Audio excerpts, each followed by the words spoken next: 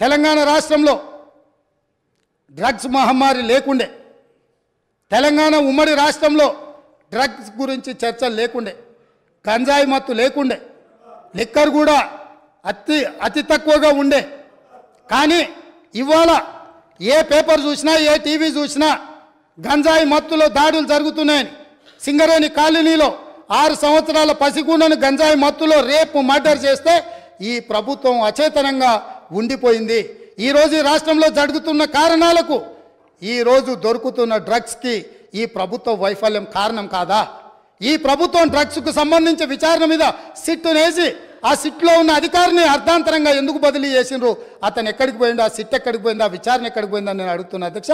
ఈ ప్రభుత్వం యొక్క వైఫల్యాన్ని కప్పిపుచ్చుకోవడానికి, విచారణలో లోపాలను దాచిపెట్టడానికి చేస్తున్న ప్రయత్నంలో నేనే స్వయంగా ఆనాడు 2017లో తెలంగాణ రాష్ట్ర ఉమ్మడి హైకోర్టులో పబ్లిక్ ఇంట్రెస్ట్ లిటిగేషన్ వేసి ఈ విచారణ మీద ఎన్ఫోర్స్మెంట్ డైరెక్టరేటు, DRI, ఈ నార్కోటిక్స్ డిపార్ట్మెంట్ అన్నిటిని కూడా ఒక సిట్ను ఏర్పాటు చేయాలని హైకోర్టులో కేసు వేస్తే 2021 వరకు నేను కొట్లాడితే తెలంగాణ రాష్ట్ర హైకోర్టు ఈడీకి మొత్తం సమాచారాన్ని చేసిన విచారణను బదిలీ చేయమని హైకోర్టు ఆదేశాలు ఇచ్చిన ఈ రాష్ట్ర ప్రభుత్వం ఆ వివరాలన్నీ దాచిపెట్టింది అధ్యక్ష. ఆనాడు డ్రగ్స్లో ఏవైతే టెలిఫోన్లు కానీ, కంప్యూటర్స్ కానీ, ల్యాప్టాప్లు కానీ, ఇతర సీజ్ చేసిన ఎక్విప్మెంట్, ఎలక్ట్రానిక్ ఎక్విప్మెంట్ని ఏది కూడా ఈరోజు వాళ్ళు ఫోరెన్సిక్ ల్యాబ్కు పంపించలేదు. వాటి మీద సరైన విచారణ జరగలేదు. ఆ వివరాలన్నీ కూడా ఈడీ అడిగితే ఇవ్వకపోతే ఈడీ డిపార్ట్మెంట్ తెలంగాణ ప్రభుత్వం మీద contempt of court case file చేసింది అధ్యక్ష. నేను అడుగుతున్న అధ్యక్ష మీ ద్వారా ప్రతిపక్షాన్ని, ఈ రాష్ట్రాన్ని పంజాబ్ రాష్ట్రాన్ని మీరు చూసిండ్రు.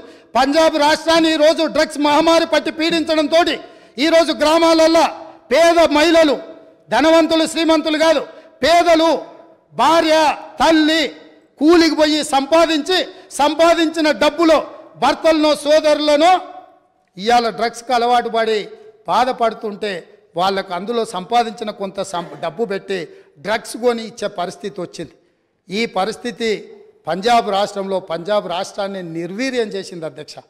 పంజాబ్లో యంగ్ విడోస్, చిన్న వయసులోనే మహిళలు వితంతువులుగా మారుతుంటే, డ్రగ్స్ బారిన పడి ఈరోజు చావులను మనం కల్లారా చూస్తుంటే, రాష్ట్రమే నిర్వీర్యం అయిపోతుంటే, యువత డ్రగ్స్ బారిలో పడి చచ్చిపోతుంటే, తెలంగాణ రాష్ట్రంలో పూర్తిగా కూకటి వేళ్లతో పెకిలించి వేయాల్సిన ఈ డ్రగ్స్ మహమ్మారి విషయంలో ఎందుకు విచారణలో ఈ ప్రభుత్వం ఆనాడు జాప్యం వహించింది? ఎందుకు నిర్లక్ష్యం వహించింది?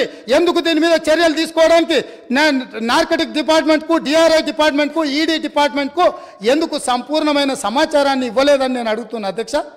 ఈరోజు నేను TS NABలో ఒక అడిషనల్ DG క్యాడర్ ఆఫీసర్ను పెట్టి ఎంపవర్ చేసి ఇవాళ ఈ రాష్ట్రంలో డ్రగ్స్ అనే పదం వినిపించొద్దు, ఈ రాష్ట్ర సరిహద్దులు ఎవడు గంజాయితో రావద్దు, ఎవడు వచ్చినా ఎంత పెద్దవాడైనా ఎంత గొప్పవాడైనా వాళ్ళ వెనకాల ఎవరు ఉన్నా ఊచలు లెక్క పెట్టాల్సిందే, లెక్క పెట్టియాల్సిందే అని ఈరోజు నా ప్రభుత్వం, మా మంత్రివర్గ సహచరులు తీసుకున్న నిర్ణయాన్ని ఈ ప్రతిపక్షాలు అభినందించాల్సిన అవసరం లేదు అధ్యక్ష. మిగతా విషయాలలో భిన్నాభిప్రాయాలు ఉండొచ్చు, భేదాభిప్రాయాలు ఉండొచ్చు, కానీ డ్రగ్స్ మహమ్మారిని నిషేధించడానికి నిర్వీర్యమైపోతున్న యువతను, చిన్న పాఠశాలల ఆడపిల్లలు బలైపోతున్న ఈ మహమ్మారిని నిషేధించడానికి ఈ దాన్నైనా అభినందించడానికి మన ప్రభుత్వాన్ని మీరు అభినందించడానికి మీకు మనసు రాలేదా అని నేను అడుగుతున్నా అధ్యక్ష. అంటే ఈరోజు ఈ సభలో వీళ్ళందరూ మిగతా వాటిలలో వాళ్ళకి రాజకీయ కోణాలు ఉండొచ్చు, కానీ ఈ విషయంలో